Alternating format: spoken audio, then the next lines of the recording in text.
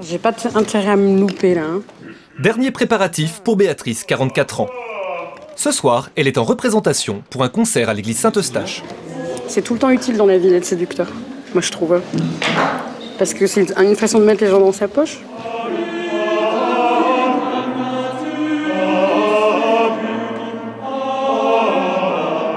Quand elle chante avec sa chorale,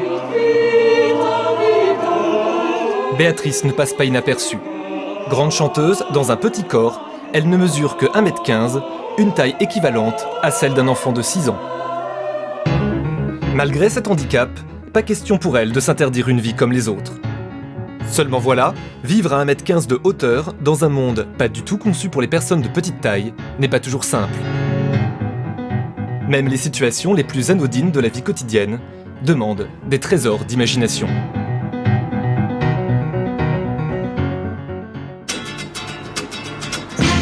Paris, à quelques pas de la Seine. Béatrice habite dans un appartement tout à fait ordinaire, pas du tout conçu à ses mesures. Ça commence avec la salle de bain. Les architectes ont oublié les personnes de petite taille. Vous voyez jamais dans la glace? Non. Non, je me vois jamais dans la glace. Oh, si ça se trouve, j'ai plein d'épis sur la tête, le rimel qui a coulé et tout là. Je me rends même pas compte. Non, mais j'ai tout ce qu'il faut dans ma chambre en fait. Dans ma chambre, j'ai une glace à ma hauteur, donc je peux vérifier que je suis présentable. Enfin... Chez Béatrice, tout est trop grand, y compris sa colocatrice, Rachel, une étudiante américaine qui mesure plus d'1,80 m. Salut Rachel. T'as bien dormi? Je les poils? Ah ouais. Ça se passe comment, Béatrice, l'organisation entre une petite et une grande? J'ai expliqué à Rachel que tout ce qui est en dessous d'1,50 m, c'est mon espace. Et donc c'est très surinvesti, parce que moi je vis ici tout le temps, Rachel elle vient juste un petit moment. Et donc Rachel, elle peut occuper tout l'espace qui est au-dessus. C'est une chance parce qu'elle est très grande. S'adapter, c'est le maître mot de Béatrice. Et cela se fait parfois avec des méthodes assez radicales. Qu'est-ce qui s'est passé à cette table? Ah, cette table, je lui ai coupé les pieds.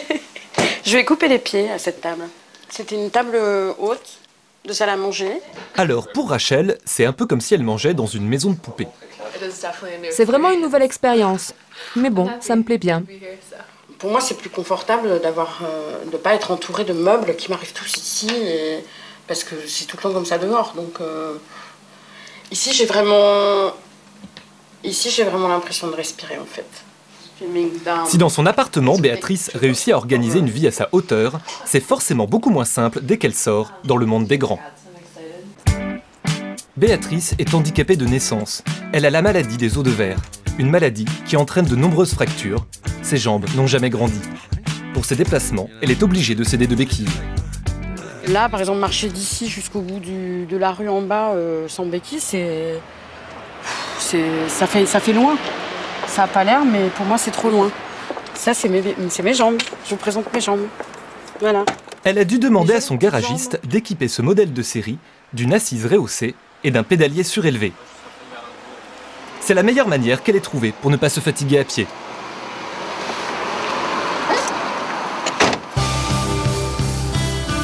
Sans cette voiture, tout serait beaucoup plus compliqué.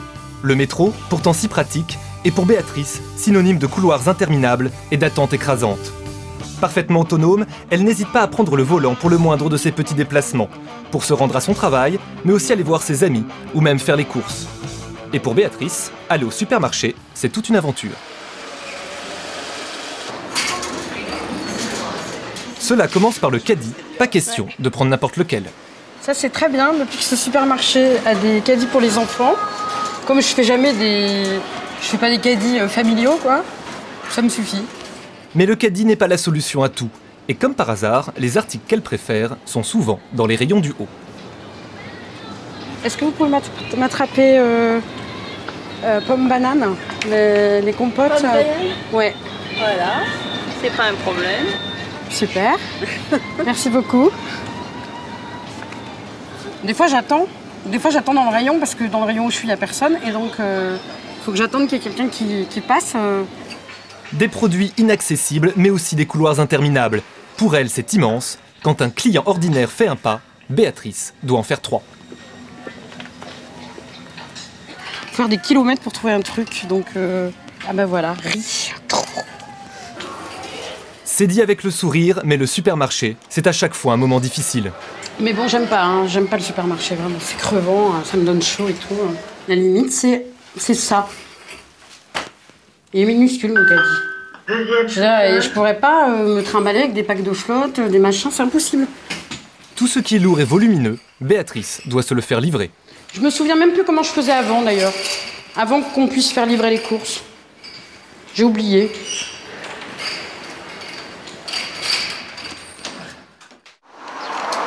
Samedi matin, Béatrice s'apprête à rendre visite à une amie à Lille. Et les kilomètres ne lui font pas peur. Sur l'autoroute, Béatrice est une conductrice que rien ne distingue des autres, à un détail près, quand elle n'a plus beaucoup d'essence. Le passage à la station-service peut parfois se transformer en véritable casse-tête.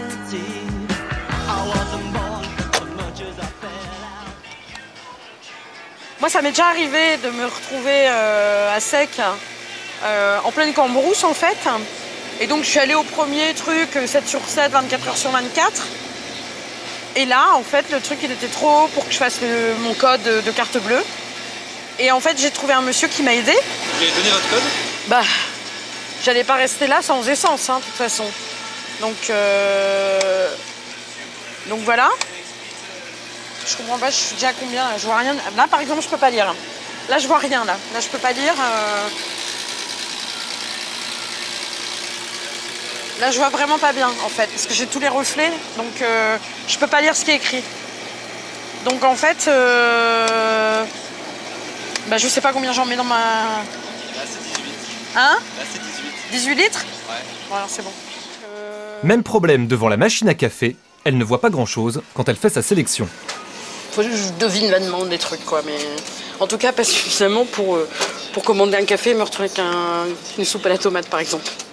Et la détente accoudée au bar, c'est pas pour elle. Ça, moi, c'est aucun intérêt, ça, pour moi. Ok. Et donc, il n'y a absolument rien pour ce soir. Donc, en général, je bois mon café dans ma bagnole.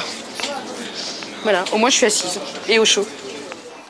Arrivée chez ses amis à Lille, Béatrice sait qu'elle va passer un bon moment, car elle retrouve des personnes à son échelle. Un petit coup de béquille pour sonner. Salut Octave. Et les enfants de son amie Laurence accourent. Comment ça va? Très bien. Sa venue, c'est à chaque fois un événement. Coucou tout le monde. Il faut dire que Béatrice entretient avec les enfants de Laurence une relation privilégiée, car elle les connaît depuis leur naissance. On fait un foot? Bah ouais, moi je sais pas jouer au foot. Et avec les enfants, Béatrice est un peu casse-cou. Attends. Moi je sais pas faire des bois. Moi je sais pas faire... Ouah, pff.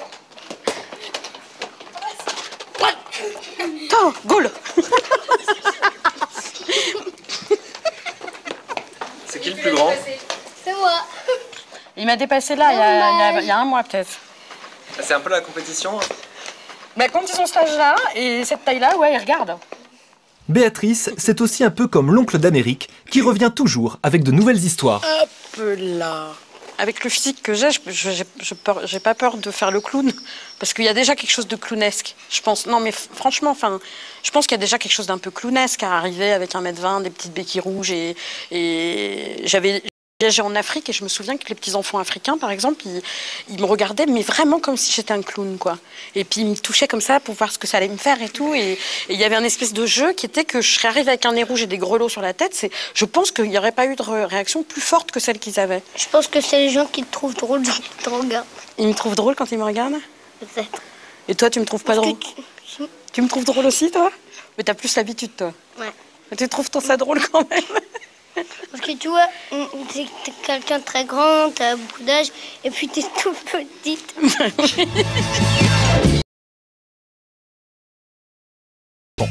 Cet après-midi, c'est séance shopping avec Laurence, sa copine de fac. Pour Béatrice, pas question d'aller au rayon enfant. Elle met un point d'honneur à s'habiller chez les grands. Laurence, vous êtes un peu la conseillère shopping. Oui, je suis son habilleuse. Elle me coach. C'est ma coach, en fait. Elle me relook. Alors, il faut être très couturière, alors, finalement. Après. Ah ouais. Après, il y a du boulot de couturière, ouais. Encore faut-il qu'elle trouve des vêtements à son goût. Quelle horreur. Il y a des choses que vous aimez bien mais que vous pouvez pas vous permettre? Ouais, j'aime bien les robes et ça, je peux pas me mettre en robe. Enfin, c'est rare, quoi. Ça t'arrive? Ouais, mais c'est vraiment très simple et enfin voilà, j'ai beaucoup de mal à trouver des robes pour moi. Ça fait sac tout de suite, quoi, parce que ça fait un bloc comme ça, je tombe. Donc il faut réfléchir. Il faut mettre en valeur son décolleté aussi. Voilà. Ça c'est très important. Voilà, merci. N'est-ce pas? Oui. Pas de col roulé. Ouais, j'arrive. Béatrice avoue en avoir bavé pendant son enfance. Mais aujourd'hui, elle a fait le pari de la vie. Ce soir, c'est dîner entre amis. Philippe, le voisin, Frédéric, un ami de toujours, et Nathalie, une de ses meilleures copines. Tous mesurent plus d'1m60, alors ils doivent s'adapter à son univers miniature. Tu restes, tu bouges plus après de tout le repas. Voilà. Et là, je calme mes jambes en bah, dessous. si t'as envie, tu peux les plier. Je peux les laisser même avec le rond comme voilà, ça. tu peux faire comme t'as envie. Voilà. T'aimes pas mes jambes? Et pour Frédéric, s'asseoir nécessite un peu de souplesse. J'allais dire, d'un érotisme puissant. J'ai un peu de mal. Mais on peut échanger si tu veux les coussins. ça va pas bien. de problème, moi j'ai testé déjà. très bien. On est bien dans ce petit fauteuil. Elle est très bien. Quand là, le jour où j'ai fait une fête, maintenant je pense que Béa, les buffets, il faut faire un buffet un peu bas. Hein. Voilà, donc on fait des buffets un peu Sinon, bas. je crève la dalle. Voilà, donc, J'ai rien à on se bouffer. pose, enfin, Avec ses amis, pas de tabou. Béatrice est la première à rire de ses galères. Philippe, son voisin, se souvient encore de leur rencontre. Je t'ai pas vu à la porte, j'ai failli refermer la porte. Oui, c'est bon. Bah ouais, elle était devant la porte avec son rosier. Moi j'ai vu qu'un rosier, j'ai pas vu Béa en dessous. En dessous du rosier, faut pas exagérer. Mais non, mais il est con, c'est pas ça. T'as regardé dans le Judas, t'as rien vu. Oui, j'ai même pas vu le rosier. T'as rien vu du tout. j'ai rien vu du tout. Mais Je t'as me quand suis même- ouvert. T'as la quand même porte. ouvert. Et j'ai vu le petit rosier et puis toi. Ah ouais, ouais. Oui, c'est là où je l'ai rencontré la première fois. Au cinéma, c'était pareil. Je faisais la queue avec un copain. Enfin, lui, il s'en souvient encore, c'était incroyable. Et je regarde la caissière et je lui dis « Bonjour madame, 2 places pour Gandhi ». Et elle me regarde comme ça et elle bouge pas. Complètement sans expression. Voilà, comme ça, elle me regarde comme ça. Donc je me dis... Elle a pas entendu. Elle a pas entendu, je sais pas, Donc on va lui répéter. voilà. C'est parce que évidemment les hygiaphones c'est pareil, enfin tous ces trucs là c'est vachement haut, il faut toujours hurler. C'est vachement pratique à la banque. Je suis à combien de découverts? Et donc je lui dis, je vous ai demandé 2 places pour Gandhi s'il vous plaît. Et là il me regarde et me dit, bah oui je vous ai entendu. Je lui dis bah pourquoi vous me les donnez pas alors? Je dis et puis elle bouge toujours pas quoi. Et je lui dis mais vous avez l'air vraiment étonnée. Et elle me dit bah c'est quand même la moindre des choses que je sois étonnée que vous soyez accroupie devant ma caisse. On n'est pas le 1er avril. Non mais Eh ben non, je suis debout. et alors, j'étais tellement sidérée par ça. Mais il y a eu un moment de stupeur. Mais un moment de stupeur totale. Le copain qui était à côté de moi, lui-même, alors qu'il me connaissait depuis déjà 10 ans, quoi. Il a eu un moment de flottement. Il s'est dit, putain, comment elle va réagir, Béa, quoi. Et là, moi, j'étais tellement à la stupeur de sa réponse, quoi, que j'ai sorti les béquilles, j'ai levé les béquilles, j'ai dit, accroupis-moi. Je suis rentrée dans le cinéma avec mon copain et je me suis dit, et ben voilà, en fait, la nana, dans son champ de vision à elle, c'est plus logique que je fasse le poirier ou que je sois accroupie plutôt qu'une personne de petite taille. Ça veut dire que les personnes de petite taille vont pas au cinéma, voilà. Il en faudrait plus pour arrêter Béatrice. Elle a même traversé l'Atlantique à la voile, un pari fou qui fait toujours son petit effet. Ça, c'était les poissons qu'on pêchait dans l'Atlantique. Eh ben, on est fiers, on est contents. Enfin, moi j'étais heureux pour elle. Hein. Moi, c'est un truc que je ferais pas, moi. Et je fais 1m60. Parce que là, c'était vraiment un défi. T'avais la trouille avant de partir. Bien sûr, j'avais la trouille. Ah, t'avais peur? Béa, elle avait vraiment la trouille. Et je me suis dit, mais vraiment, elle renoncera à aucun défi, quoi. Jamais. Jamais. Faut y aller jusqu'au bout, se taper l'Atlantique, là, partir au Brésil, en Patagonie. Enfin bon, il y a quelque chose quand même d'une sorte de force qu'elle alimente constamment. Dont elle se regrandit, c'est certain, mais en même temps, de temps en temps, j'ai envie de dire, mais stop, quoi, vraiment stop. Sur un bateau, l'horizon n'est pas bouché, donc moi qui passe mon temps à être écrasée par des verticales à longueur d'année, là c'est horizontal, à perte de vue, et c'est pareil pour tous les équipiers, c'est-à-dire qu'on voit tous la même chose finalement. Peut-être que tout d'un coup, je suis exactement comme les autres personnes sur un bateau, je vois la même chose qu'elle, et parce qu'un horizon, il est aussi loin pour moi que pour n'importe qui d'autre, donc... Ça, c'était vraiment génial de faire ça. Dans l'immense église Saint-Eustache, sous 35 mètres de voûte, l'atmosphère sacrée rappelle que la taille n'a plus d'importance. Béatrice y est comme les autres.